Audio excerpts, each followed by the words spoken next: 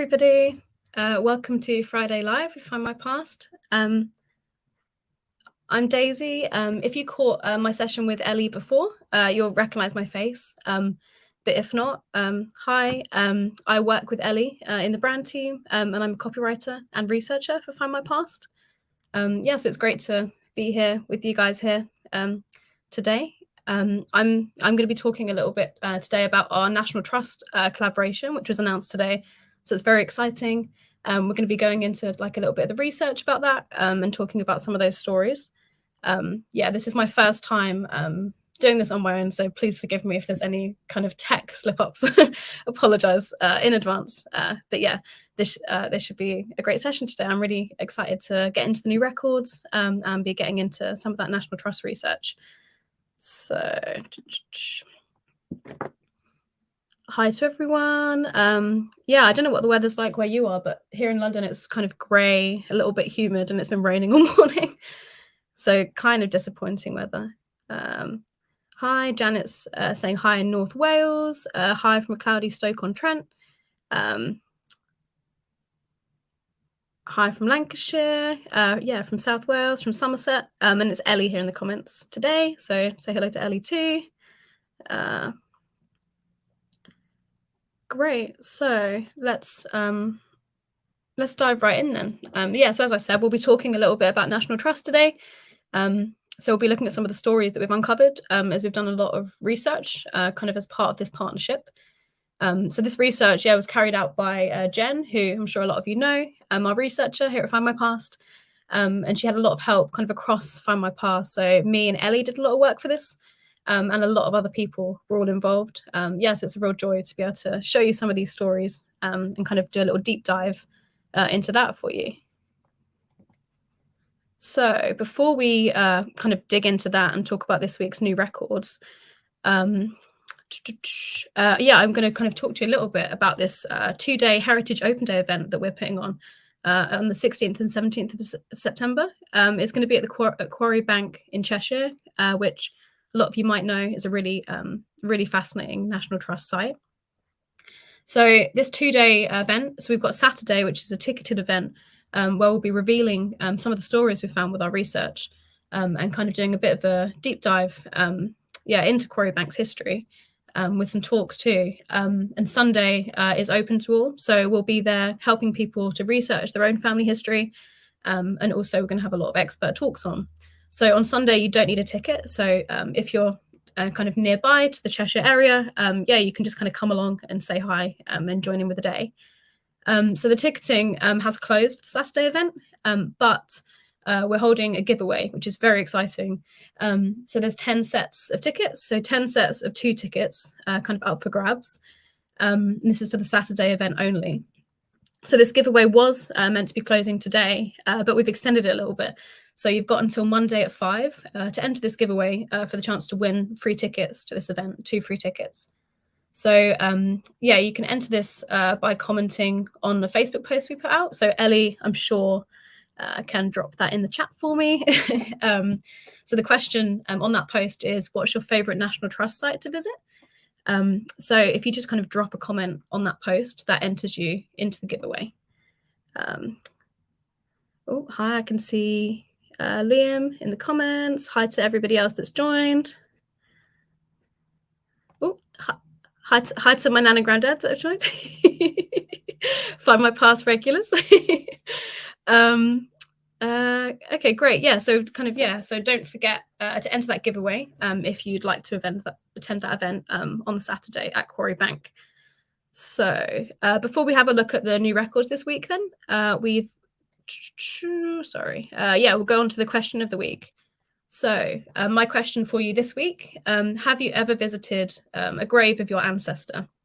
Now, I haven't actually done this myself, but I think I was thinking off the back of this week's new records about the act of visiting a graveyard and taking in all the history that it contains and kind of reading the gravestones, particularly when it pertains to your own family and you can kind of learn more about your family's history.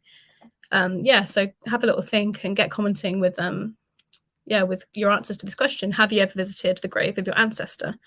Can see a few answers coming in already, so I'm sure we'll have lots to come back on about that.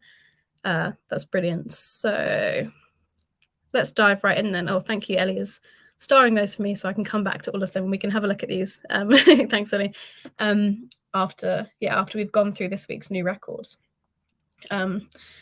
Great. Yeah, as I'm sure, maybe you guys do notice, I'm the person in general that writes the weekly blogs and the weekly emails that go out to you. Although I've had a lot of help from Liam recently, who hi Liam in the comments. So it's me and Liam that kind of handle Fridays. So we really kind of get to grips with these records every week. So it's great to be able to kind of present these ones to you and have a little chat about them. So first up then. So our new sets this week, so our first of our new sets is our Norfolk Churchyard Graves and Memorials, and we've added just over 30,000 records to the set. And then our second update is to the Irish Army Census of 1922. So we haven't added new records to this, but we've basically reworked the entire set. So hopefully now it's much easier for you to search. So I'll go into a little bit more detail on what's changed with this. And on the newspaper front, it's been quite a big week. So we've got 3 new English titles and new pages added to 31 of our existing titles. So first up, let's have a little look at our new Norfolk records. So we've added 30,149 new records to this existing collection this week. So there's a wide year span on these, which is brilliant. They kind of span from 1600 right up till 2022. So these are really unique records, and they document cemeteries across Norfolk. And in my opinion, these are quite interesting, whether or not you've got ancestors from Norfolk, because there's a lot of history within them. So all of these records were collected by one individual, Louise Cocker, who's a kind of Norfolk native. And she has single-handedly collected over 30,000 images in this collection. So this is such a massive achievement and such a valuable contribution to us as family historians. So the majority of these records are from the 19th and 20th centuries, but there are some as early as about 1600 and as recent as 2022. So the records you'll find in this set have both images and transcriptions for them.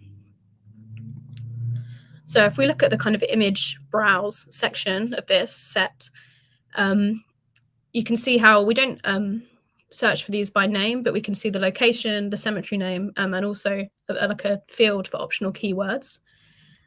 So if you are looking for a specific person, you can go to the transcription set and search your name that way. So the images are connected to the transcription, so you can view both together.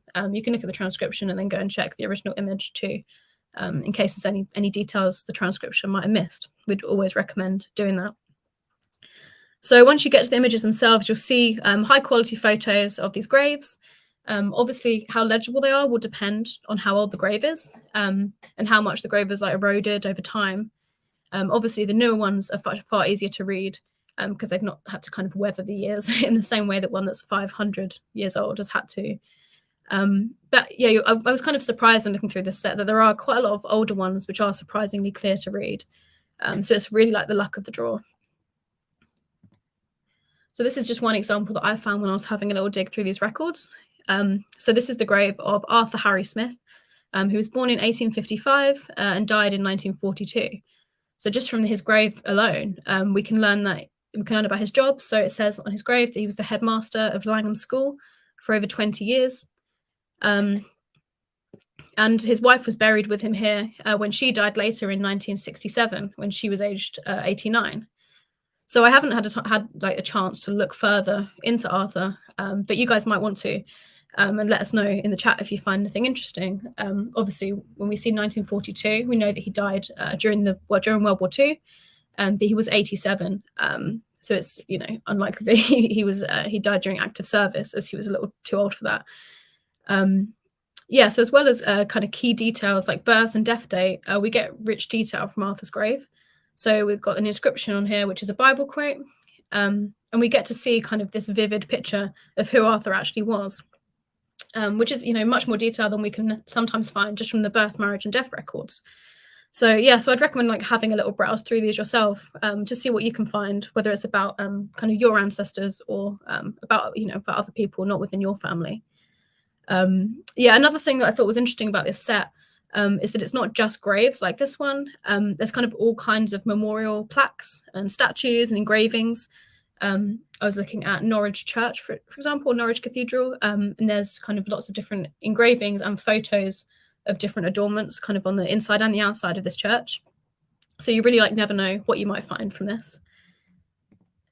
Yeah, so this is just an example here of what the transcriptions from this set look like. There's the details index here.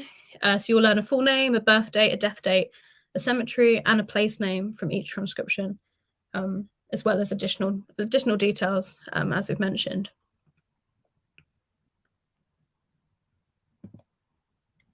So next up then, the Irish Army Census of 1922.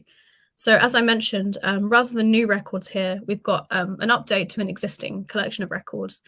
So it's now easier to search it and easier to find what you're looking for, we hope. So there's 32,579 records in it, which are all index only. So there's no images for these, but you can view the images of these via a link, which is attached to each record. So you just need to follow that link and you'll get another kind of browser tab pop up with that image in it. So yeah, so since we've updated it this week, you can now search by rank, address, attestation date, marital status, religion, next of kin, company, division, and command.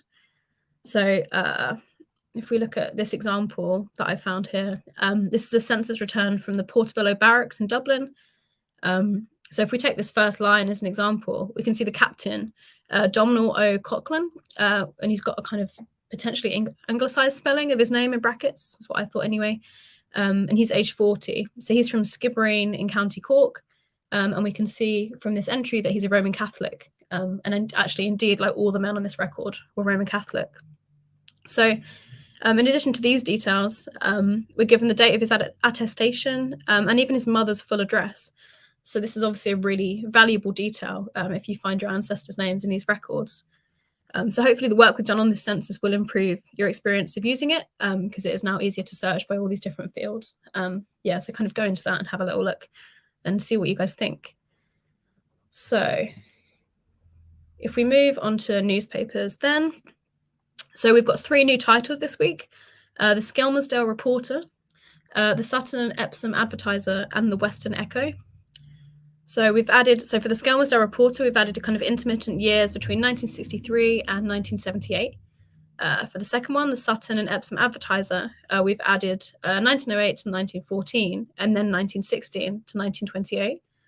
And then the Western Echo, we've added the years 1899 to 1903, and then 1906 to 1915. So if we have a little look then, the Skelmersdale Reporter, just for example, so was first published in 1963, and it was a weekly newspaper, which was interestingly kind of started to coincide with the town being redeveloped into a kind of second wave new town, and it played a really important part in this new town. The Sutton and Epsom Advertiser is a South London title. It's mostly focused on local news.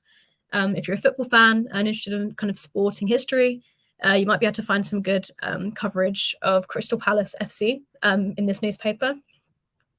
And the last title, the Western Echo, is from St Ives in Cornwall, and that kind of started in 1899. So as well as these updated newspapers, as well as these new newspapers, we've updated 31 existing titles. So there are a few here that are really exciting. So for the Bath Journal, one that I found really interesting, we've actually added pages from the early 1700s. So this is an edition from 1749 here. So you can see there's this kind of beautiful old typeface, an illustration on the left-hand side there. And in terms of the language, we can see a few remnants of Middle English at the time where the modern language was really just kind of developing and coming into use. So if we look at the kind of character that looks like an F that was actually an S, for example. But yeah, I'm sure there's a lot more like that to be spotted within these pages. There's also some old pages that have been added for the Sherborne Mercury. So we've added kind of pages from 1749, kind of intermittent years between 1749 and 1828. So there's lots to be exploring within the newspapers this week. So if we return now then to our question of the week. let's have a little look at all these answers that have been coming in. Wow, there's there's lots of answers here. So Andrew, most of my ancestors were too poor to buy stones, but my mum's 3 times great-grandfather was a stonemason, best in the churchyard, still crisp after 50 years. Wow, that's really fascinating. I think, the idea of all of those kind of considerations of class and burial is really interesting to think about, how the kind of poor have been buried and memorialized, and how that's different kind of among people of different classes. Jean, I've visited many graveyards, some with great success, some not so. Many have had headstones removed and landscaped. One I was looking for was a family tomb on my maternal side at Birkenhead Priory, but we're going back to the 14th century and earlier, but was told the remains were no longer there and had been relocated, but I never managed to track it down. Wow, that's really interesting, Jean. I think, that brings out how it can be quite a challenge, with some success, but I imagine when you're getting back to as early as the 14th century, I mean, amazing that you've, been able to trace back that far. But yeah, that's really interesting. Yes, we used to visit my great-grandparents a lot. Found 5 times great-grandparents, plus a great-grandfather's 2 brothers. Wow, by luck, and left flowers. Wow, that sounds that's fascinating. I feel like something that came out in a lot of our National Trust research is with kind of local families with a lot of ancestors in the same area, and you can have churchyards, full of kind of the same surname that you can recognize. It's really really interesting. Kim, I live in the same town as some of my ancestors. My 13-year-old daughter often goes and checks out names on graves. Wow, that's good. Start them off young. That's that's good to hear.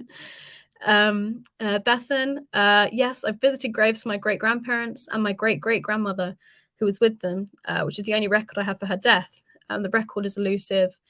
You've also visited the grave of your 3 times great-grandparents and surprised to find it in such good condition 100 years later. That's interesting. I think, we assume that those older graves are going to be kind of eroded and in states of disrepair, but I think it really does depend on like how well they're maintained, and that can kind of vary cemetery by cemetery. Sad to see with like a few of these where kind of things have been removed and landscaped, and all that history has been lost. So Graham, yeah, many visits during COVID and since. Get cemetery plans with plots marked. If no headstone, we put flowers on the plot and photograph with graves and headstones on for reference. Wow, yeah, that sounds really that's fascinating. So many of you have have visited these graves. It's so kind of amazing that we've got these places that we can go and visit, especially when it's further back ancestors. That's a real real achievement to be able to trace this back, and then to also kind of bring that into the present day by going to visit. Yeah, Janet, the first was that of my great uncle who died aged 15 in 1914. Gravestones rare in my ancestry. Eventually visited that of my paternal grandparents in North London. Still to visit that of Pythagoras Quarry.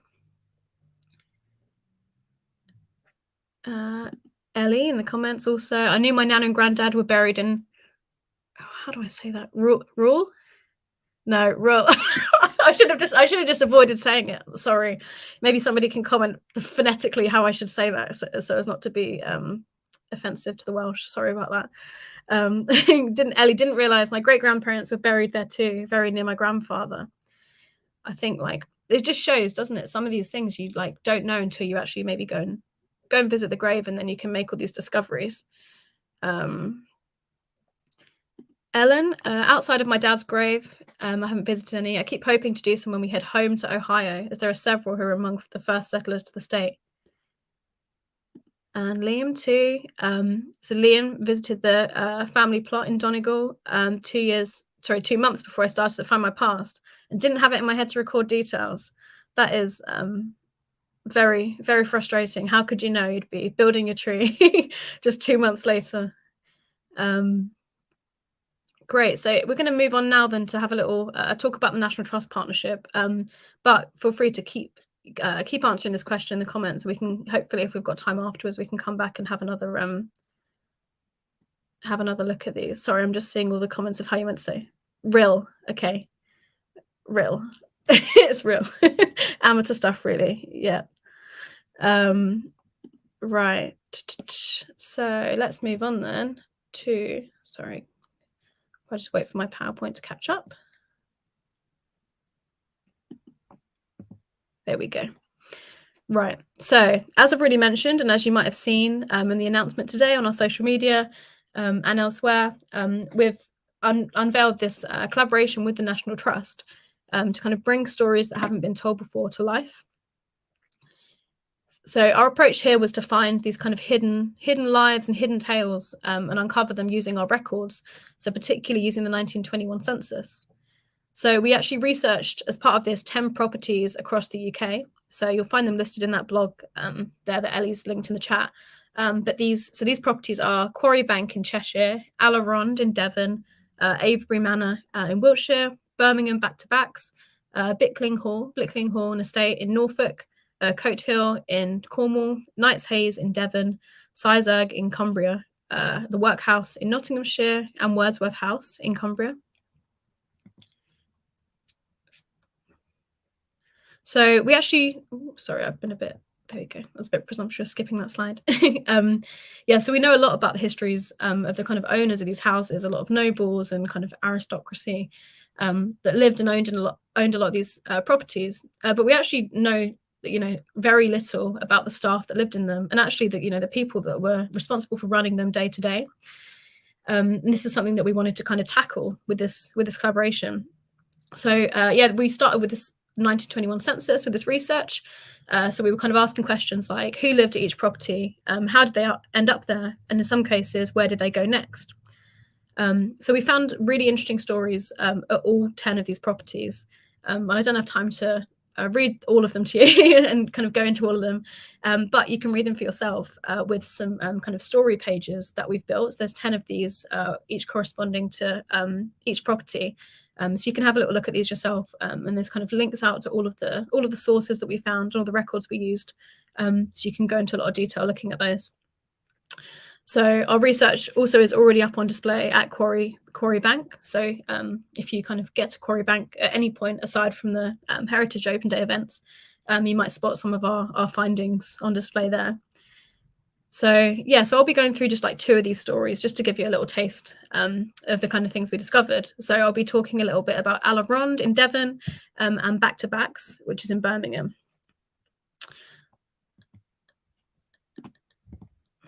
So firstly, Alarond then. So Alarond, for anybody that hasn't been there, is a really interesting property. It's a 16-sided house near Exmouth, or in Exmouth in Devon. And it was built in the 1700s by 2 cousins called Jane and Mary Parminter. So yeah, this is a really unique property and story because this house is filled with curios and items that were collected by these 2 cousins on the travels that they did around Europe in the late 18th century. So the Parminters had roots in Devon that stretched back to the 1600s. So they were like true Devonians. But both of them, spent a lot of their lives in London before settling in this house, which they built together. So we started in 1921, looking at Alarond. So in 1921, a reverend called Reverend Oswald Joseph Rachel, and his wife Rachel, and his wife Julia, who was 23 years his junior, lived at Alarond. So Oswald listed his occupation as a clerk in holy orders, but stated that he was out of work. So the quote that he wrote here was "out of work, but receiving neither old age nor unemployment pension."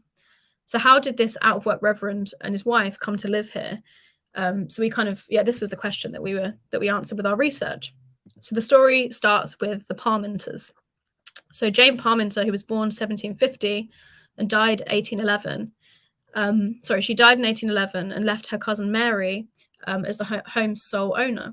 So Mary herself died a little bit later in 1849, and she stipulated in her will that the house be passed to the nearest unmarried woman in her family. So when we came across this, I saw this as a kind of act of 19th century feminism, because of all the difficulties faced by single mothers and single women that were deemed to be spinsters in this period. We can see that Jane and Mary wanted to provide some level of security for the women in their family. So over the next few decades, Alarond had lots of different residents, different women within the extended family of the Parminters. So it was passed to someone called Jane Hylock first, and then when Jane died, her sister Anne Sophia was next in line. So upon her death, it fell to Stella Rachel, another distant family member. But Stella was actually engaged to marry John Tudor. So this meant that she no longer fit the unmarried woman criteria. So so Louisa Black, which was the family's last eligible unmarried woman, stated that she actually didn't want to live in the house. So as a consequence, Stella sold Alaron to her brother, which was Reverend Oswald Rachel. And interestingly, he was the one that had executed sorry, just check this through. Yeah, he was actually the one that had executed the wills of both Jane Parminter and her aunt Anne Hurlock. So we can see that he was kind of around, buzzing around this this house for a little while before he actually was able to buy it. So we can see he maybe like had his eye on this property since his aunt's death. And obviously with him buying it, he'd kind of diverted the wishes of its original owners that it been inhabited by only an unmarried woman, as he was a married man. So we might think that, his religious standing meant he might have been like an upstanding member of this community, but actually he was quite scandalous. So he found himself at the centre of quite a scandal in 1885. So this is all things that we discovered in our newspaper collection. So in 1885, so he'd stayed at Bristol lodging house with his housemaid, who was called Caroline King, and they pretended to be a married couple. But the lodging house's owner, Mrs. Niblet, basically figured out what was happening and figured out they weren't really married and that he was staying here with his housemaid. And then she reportedly tried to extort Oswald upon discovering the truth. So tried to get some money for this information that she found out. And then in response, he took her to court for libel and blackmail. So this backfired because he took her to court, and then she was found not guilty. And then the full extent of this affair, which had lasted for 2 years, was discovered. So during this time, it was discovered by the court that he allegedly fathered 2 children with her. So not a great look for him. So the Bishop of Oxford actually advised the Reverend to resign, which he actually did. But he didn't go quietly. So he tried to sue the Bishop of Oxford and also tried appealing to the Archbishop of Canterbury. But his cases got thrown out eventually due to a lack of evidence, but he continued to maintain his innocence. So we also found some other things about him in our newspapers. So we actually found letters that he wrote to the newspapers, kind of voicing his opinions. So this was a man with a lot of opinions, which he voiced frequently and quite loudly by the looks of it. So we found letters that he'd written in about everything from kind of old age pensions to the Boer War, and a lot of different political issues. So we can see just one example there. We can imagine then that he was quite a divisive character in the community, given his kind of strong personality. And also he was the only person that lived at Alarond to make changes to the property. So like the fact that as a man he was living there, this also like went against the Parminters' wishes, which is a shame, I think, because I think it's quite an interesting move that they put that in their will, and then a shame that these eventually got kind of diverted away from. So there are more interesting things we found out about Oswald. For example, his family, he comes from quite a line of like religious figures, quite prominent ones in America, which you can look at on the property page. I just don't have time to go into all that detail now. But yeah, if that sounds interesting to you, then go and have a look. So we also looked at the Point and View cottages, which were attached to a chapel, which was also built by Jane and Mary Parminter. So these were almshouses, and another part of the cousins' wishes to provide for unmarried women. So they made charitable provisions for these almshouses within their wills. So they kind of they left money for 4 women to live in these houses, and it's quite interesting because they kind of in their wills they kind of discussed the character of the women that were allowed to live in their almshouses. So this is the quote: "The women were to be of approved good character for religion and morality, and in the ordinary habit of being industriously engaged in plain work, knitting, spinning, or some such female employment of equal neatness. So clearly they had they had a kind of clear idea of the kind of woman, kind of neat woman that would live in these properties. So we looked at in 1921 at the almshouses, and we found some women that matched this description, funnily enough, living in these houses. So we had Mary Jane Whitaker, who was 63 and was a former lace worker, Susanna Hoe Ford, who was a retired dressmaker, Fanny Hansford, an 80-year-old former domestic servant, and then a fourth resident called Fanny Winfield, whose occupation is actually unclear. But yeah, we can see that over 100 years after these houses were built, these cottages were providing some kind of much needed housing for these single women, for these retired women specifically. And if we look at their occupations, we can see the wishes were followed. Retired dressmaker, former lace worker. I think we can safely say these fit the requirement of being industriously engaged, female employment of neatness.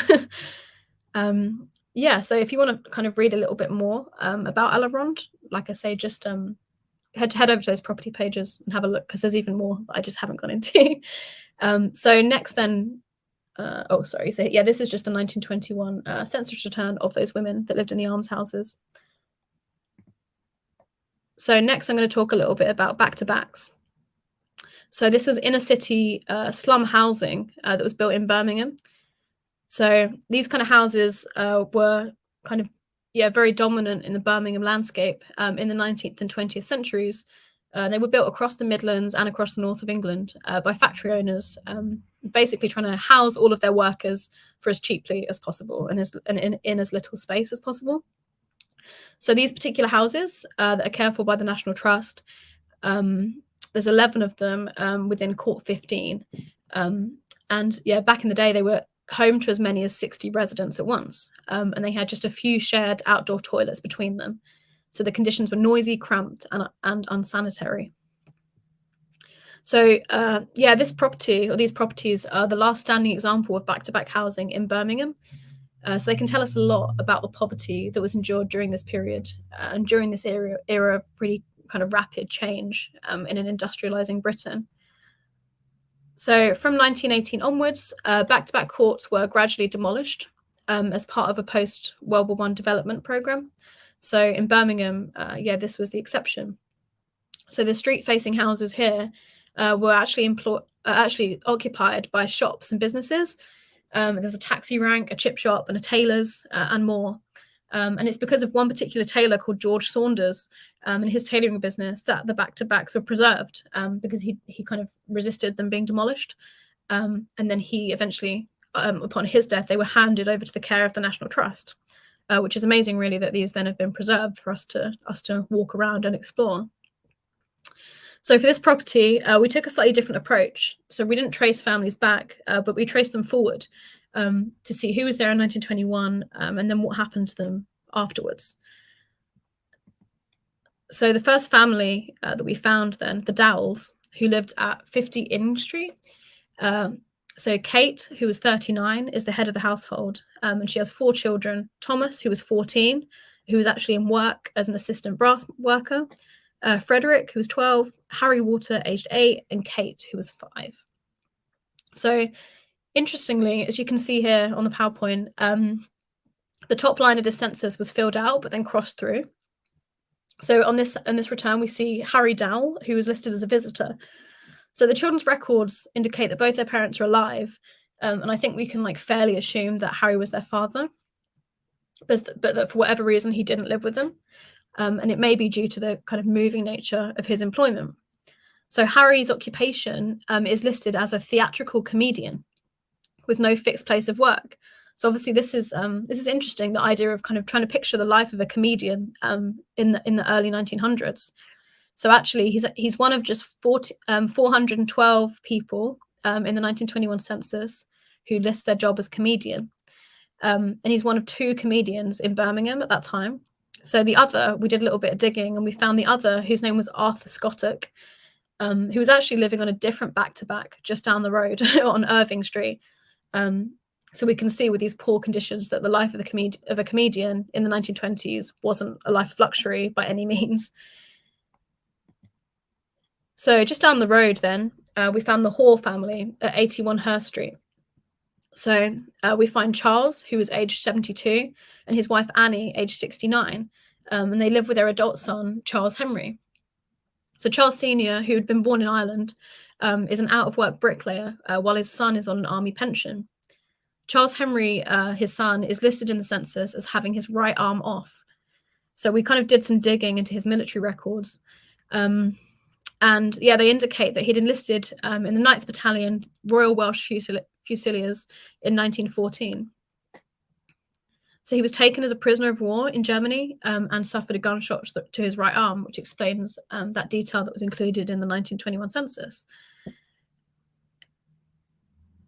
So yeah, so he'd risen to the rank of acting sergeant and was awarded several medals and awards, including the 1914-15 Star and the King's Certificate. So he was given a pension for life after his injury, which started in May 1921. So we know that was just a month before the census was taken. So we were thinking, yeah, kind of given the poor conditions of the back-to-backs and the fact that his elderly father was out of work, we can only imagine the hardship faced by Charles when he returned from war. So he sadly died on the 18th of February, 1925. And like many other soldiers who suffered from PTSD, shell shock, following the war, we suspect that he did die by suicide, but we have no way of definitively proving this. But still, his story is incredibly moving, and is incredible that we uncovered this with our research. So if we move on, then the next family we found just down the road, the Castle family. So they were at 48 Inn Street. So we've got the 22-year-old Gertrude Castle, who had two children, Elsie May and Walter Edward, aged 4 and 1. So Gertrude was working as a spoon and fork polisher, and they are lodgers on this census entry, and they occupy just one room between the three of them. So we kind of did some digging back into the marriage records and found that Gertrude had married someone called Frank Castle in Worcestershire in 1915, but we couldn't find him in 1921, so his location's unknown. So in 1915, they had had their first child, Francis, but he'd sadly died just 3 years later. So age 3, he died, and then upon his death, after his death, they moved to Birmingham, presumably, to get a fresh start where they had 2 further children. So we kind of jumped forward a little bit from these. So if we jump nearly 20 years and look at the 1939 register, we see Gertrude Castle is a widow and living alone on Ashley Street, which is nearby. So she's a nickel finisher and steel mapper, so still in the same line of work, a similar line of work as she was in 1921. We also found her daughter, Elsie May, who by that point was 22. So she was married to someone called Harry Short. So they actually lived in a different back-to-back in Birmingham, and Elsie's brother, Walter, who also lived with them. So yeah, Walter worked at a nickel plating shop, and Harry operated a sheet metal guillotine.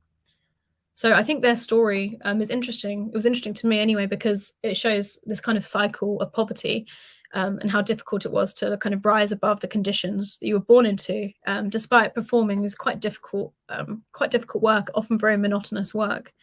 So similar to their mother, these 2 children also lived in back-to-backs, which had to be shared with other families. In a lot of this housing, not only was there like a few toilets between 60 odd people, as I mentioned before, but also often you had so many people like living in one room that they'd kind of rotate beds. So share a bed with another family or another person, essentially. So sleeping in shifts at different times in order to share the space. So I think that gives you an idea, doesn't it, of just how like cramped and how difficult these conditions were. Like we can't I can't imagine. So I think all of these stories, although very harrowing, they can kind of show us the role of family support, and how family kind of connections and support between these families has been vital to surviving these difficult conditions and difficult situations. So it's been great with with the National Trust collaboration. We've been able to tell these kind of untold stories, kind of stories that haven't really been looked into before, of the staff from these houses. And the same is true across all the different properties. So I just picked these 2 out because these were my personal favorite that I kind of was like kind of involved with the research for. But obviously there's like 8 others that you can have a look at. And with these kind of houses that were kind of big, grand manor houses and grand estates, we've looked into the staff of these houses, whether it's like a gardener in one case, or domestic servants or housekeepers. So if you're interested to learn a little bit more about those stories, you can kind of go in and look at those for yourself.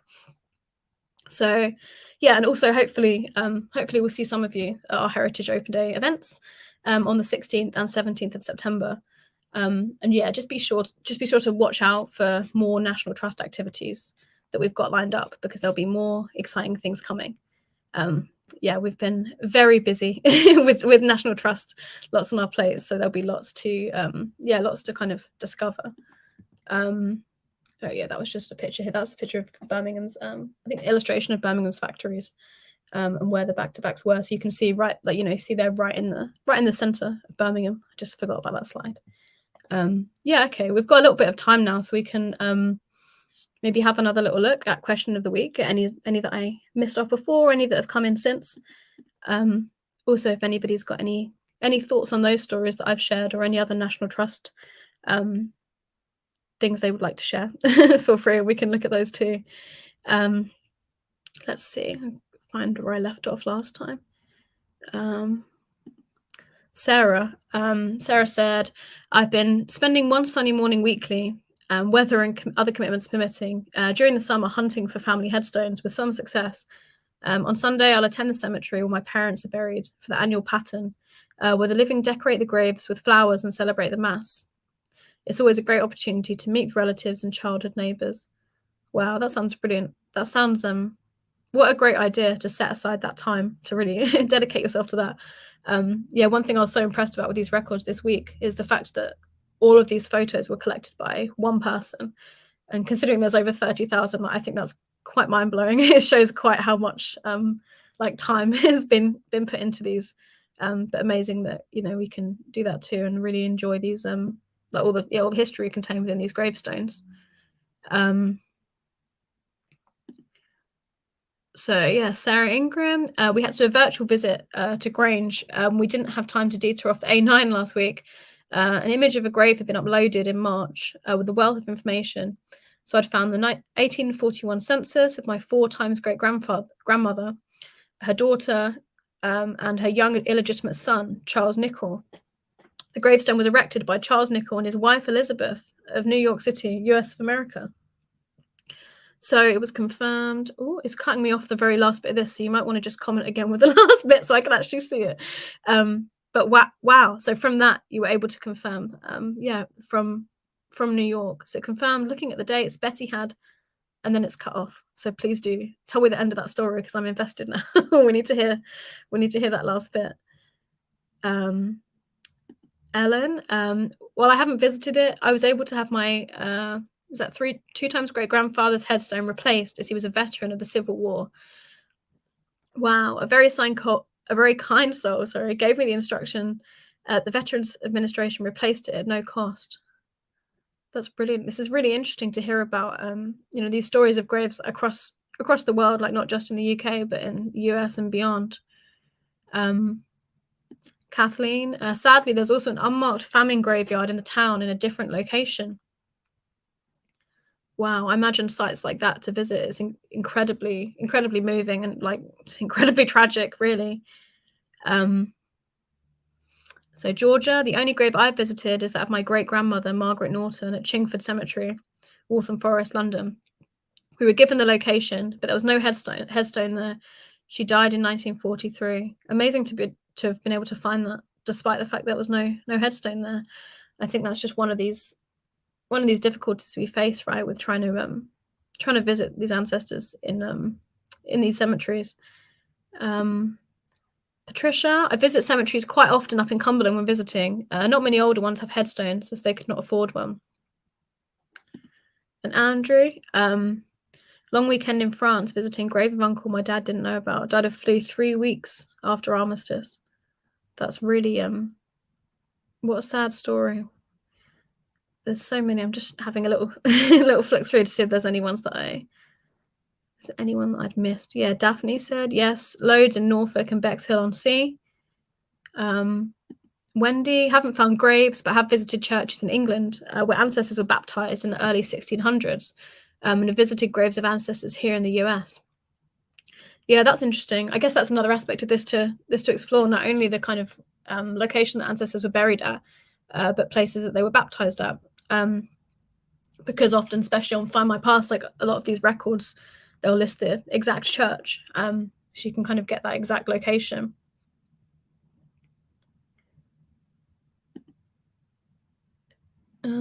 Jean, I was also sad when I traced my great grandfather's grave on your paternal side, at Warrington Cemetery, but found there was no headstone. Although I was taken to the place where he was laid to rest with his wife, son, and grandson. My father remembered the funeral, and his grandfather was carried by horse and flatbed cart to the cemetery. He did work the showground, so was a traveller, showman, hawker, a marine store dealer, and apparently is a horse seller on my grand's marriage certificate in 1911. Wow, he sounds like a really interesting figure, and amazing to be able to get that amount of detail about his burial.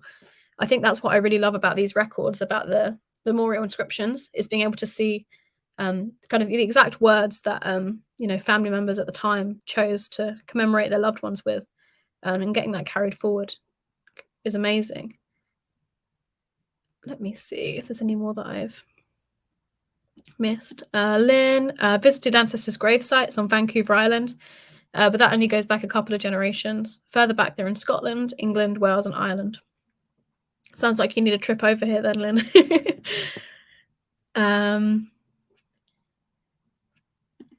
Found my great grandfather's gravestone. He was a corporal in World War One. He died in 1951.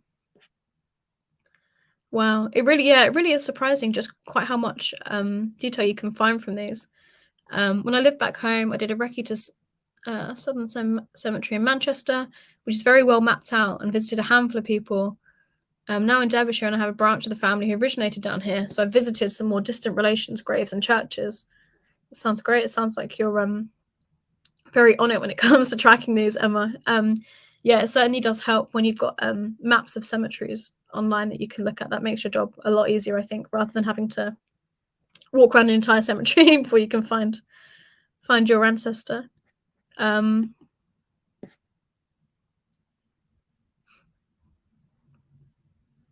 yeah, so if there's no headstone on these, you can give the details and you can find a map and plot number.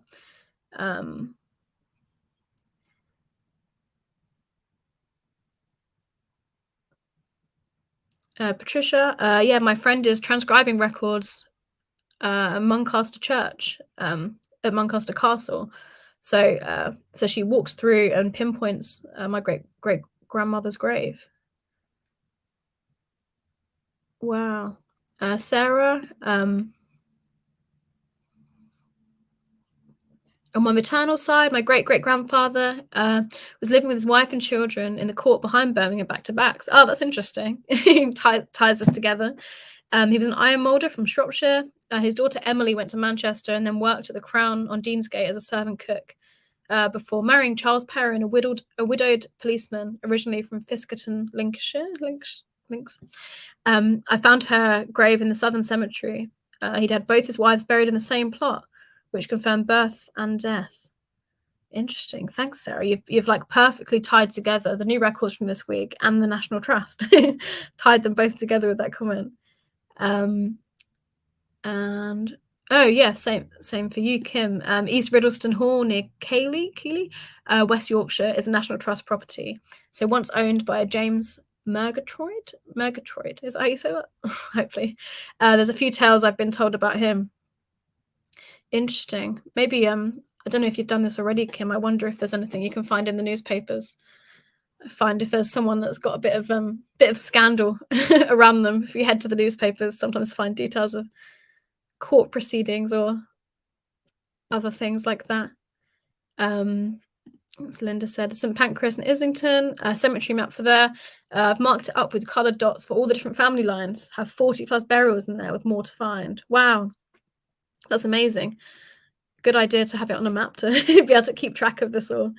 Yeah, and Karen's also said Discovered a few ancestors in the cemetery. My great auntie's grave has no headstone, but there's a red rose plant that flowers every year. My dad says he remembers my great aunt planting it there. After her husband was buried in the same plot in Gordon Cemetery, Manchester. Apparently, red roses were her favourite. I actually think that's nicer than a headstone. Yeah, you know what? I think I agree with that, Karen. That's really really beautiful, having something that comes back and flowers every year, especially if it's her favourite flower. Oh, Kim says all your ancestors are full of scandal. I think we'd all be surprised with how much scandal is in is in our like the average family. I think just yeah, a little search in the newspapers always seems to reveal something interesting like that. Great. So I think we will leave it there for today. So thank you, everybody, for tuning in for this session. Thank you, everybody, for tuning in. I hope you found the National Trust stories interesting. Yeah, there's, like I say, there's like lots more to explore on the site. And just as a reminder, if you fancy that event on Saturday, the 16th of September, please do enter that giveaway for 2 free tickets. Yeah, we're giving them away, so please just sign up and you're in with a good chance of winning. Great, so we will see you next week. I'm not sure who's here next week. Maybe, oh, it's not Ellie, because Ellie is off on holiday. We're giving Ellie a much needed break. She's off to Greece. So we can all wish Ellie a nice holiday. Great, thank you guys. See you later. Bye.